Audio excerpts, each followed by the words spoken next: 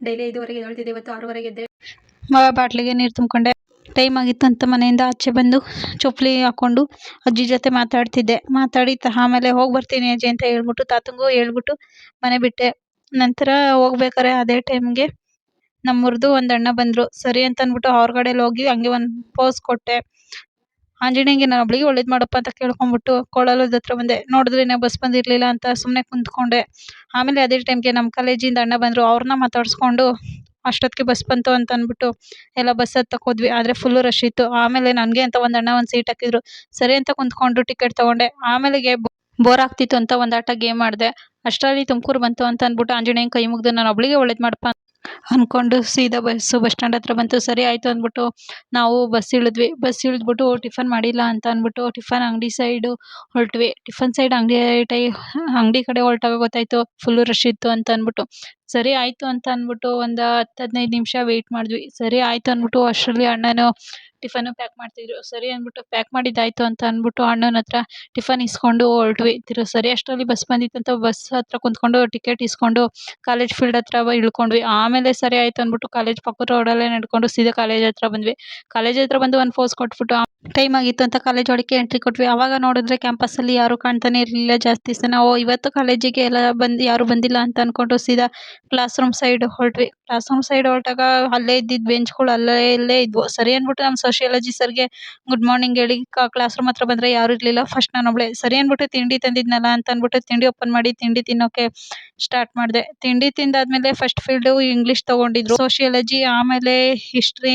Class ಮುಗಿಸ್ಕೊಂಡು ಆಚೆ ಬಂದಾಗ ನನ್ನ ಫ್ರೆಂಡ್ ಇದ್ರು ಅಂತ ಮಾತಾಡಿಸ್ಕೊಂಡು ಟೈಮ್ ಆಯಿತು ಅಂತ ಬಸ್ ಸ್ಟ್ಯಾಂಡ್ ಕಡೆ ನಾನು ನನ್ನ ಫ್ರೆಂಡ್ಸ್ ಹೊರಟ್ವಿ. ಸರಿ ಆಯಿತು ಅಂದ್ಬಿಟ್ಟು ಅಲ್ಲಿ ಒಂದು ಗೊಂಬೆ ಇತ್ತು, ಕರೀತಿತ್ತೋ ಹೋಗ್ರು ಇದ್ದಿತ್ತೋ ಗೊತ್ತಿಲ್ಲ. ಆಮೇಲೆ ಇನ್ನೊಬ್ಬ ಫ್ರೆಂಡ್ ಸಿಕ್ತ ಅಂದ್ಬಿಟ್ಟು ಅವನ್ನ ಮಾತಾಡಿಸ್ಕೊಂಡು ಮೂವರು ಬಸ್ ಸ್ಟ್ಯಾಂಡ್ ಕಡೆ ಹೊರಟ್ವಿ.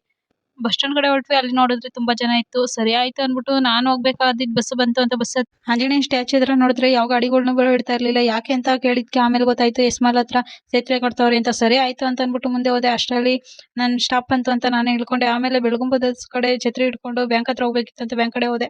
ಸರಿ ಆಯಿತು ಅಂದ್ಬಿಟ್ಟು ಬ್ಯಾಂಕ್ ಹತ್ರ ಹೋಗಿ ಅಮೌಂಟು ಎಷ್ಟೈತೆ ಅಂತ ಚೆಕ್ ಮಾಡೋಣ ಅಂತ ಹೋದೆ. ಆಮೇಲೆ ಗೊತ್ತಾಯಿತು 700 ರೂಪಾಯಿ ಬಿಟ್ರೆ 400 ರೂಪಾಯಿ ಇಲ್ಲ ಅಂತ.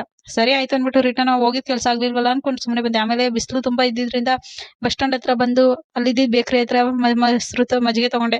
ಮಜ್ಜಿಗೆ ತೊಗೊಂಡು ಸೀದಾ ಅಣ್ಣಗೆ ಅಮೌಂಟ್ ಕೊಟ್ಬಿಟ್ಟು ಬಸ್ ಸ್ಟ್ಯಾಂಡ್ ಕಡೆ ಬಂದೆ.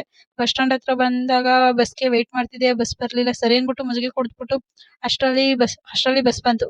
ಆಯಿತು ಅಂತ ಅಂದ್ಬಿಟ್ಟು ಬಸ್ಸು ತುಂಬ ರಶ್ ಇತ್ತು. ಸರಿ ಅಂದ್ಬಿಟ್ಟು ಬಸ್ ಹತ್ಕೊಂಡು ಡೋರಲ್ಲೇ ನೇತಾಡ್ಕೊಂಡು ಹೊರಟ್ವಿ. ಸರಿ ಆಯಿತು ಅಂದ್ಬಿಟ್ಟು ಅಷ್ಟರಲ್ಲಿ ನಮ್ಮೂರು ಬಂತು ಅಂದ್ಬಿಟ್ಟು ನಾನು ಬಸ್ ಇಳಿದು ಸ್ವಲ್ಪ ಕೆಲಸ ಇತ್ತು ಅಂತ ಅಂದ್ಬಿಟ್ಟು ಬಟ್ಟೆ ಅಂಗಡಿ ಹತ್ರ ಹೋಗ್ಬಿಟ್ಟು ಅಲ್ಲಿ ಜಾಕೆಟ್ ಎಲ್ಲ ಹಾಕಬೇಕಾಗಿತ್ತು. ಸೊ ಜಾಕೆಟಿನ ಪೀಸ್ ಕೊಟ್ಟು ಸೀರೆ ಕೊಟ್ಬಿಟ್ಟು ಅಕ್ಕಂಗೆ ಬಾಯಿ ಹೇಳಿ ತಿರ್ಗಾ ರಿಟರ್ನ್ ಆದೆ. ಅಷ್ಟರಲ್ಲಿ ಬಸ್ ಬಂತು ಅಂದ್ಬಿಟ್ಟು ಬಸ್ ಹತ್ತಿ ಒಂದು ನಮ್ಮೂರ ಹತ್ರ ಬಂದು ಬಸ್ ಇಳಿದೆ.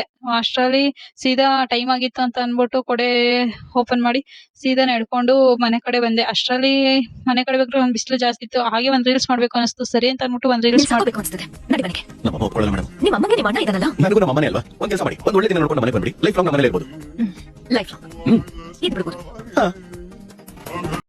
ಮನೆ ಹತ್ರ ಬಂದು ಟಿವಿ ಹಾಕೊಂಡು ಫ್ಯಾನ್ ಹಾಕೊಂಡು ಆಮೇಲೆ ಹೊಟ್ಟೆ ಹಸಿತಿತ್ತು ಅಂತ ಅಂದ್ಬಿಟ್ಟು ಬೇಗ ಊಟ ಮಾಡಿದೆ. ಊಟ ಮಾಡಿ ಕೊಡಾಲಕ್ಕೆ ಹೋಗ್ಬೇಕು. ಅಷ್ಟರಲ್ಲಿ ಅಣ್ಣ ಬಂದ್ರು ಅಂತ ಅಂದ್ಬಿಟ್ಟು ಅಣ್ಣನ ಗಾಡಿಯಲ್ಲಿ ಕೊಡಾಲಕ್ಕೆ ಹೋಗಿ ಅಲ್ಲಿ ಜಾಕೆಟ್ ಪೀಸ್ ಅಲ್ಲಿ ಹಾಕಿದೆ. ಸೊ ಅದರಲ್ಲಿ ಅದಕ್ಕೆ ಅಳತೆ ಕೊಡ್ಬೇಕಾಗಿತ್ತು ಅಂತ ಅಂದ್ಬಿಟ್ಟು ಹಾಕೊಂಡ್ ಹೋಗಿ ಅಳತೆ ಕೊಟ್ಬಿಟ್ಟು ರಿಟರ್ನ್ ಬರ್ಬೇಕಾದ್ರೆ ಮದ್ವೆ ಇತ್ತು ಅಂತ ನೋಡ್ಕೊಂಡು ಸರಿ ಅಂತ ಅಂದ್ಬಿಟ್ಟು ನಮ್ಮೂರ್ ನಾಯಿಗಳಿಗೆ ಹಾಯ್ ಹೇಳ್ಕೊಂಡು ಒಂದು ಪೋಸ್ ಕೊಟ್ಕೊಂಡು ಸೀದಾ ಮನೆ ಹತ್ರ ಬಂದೆ.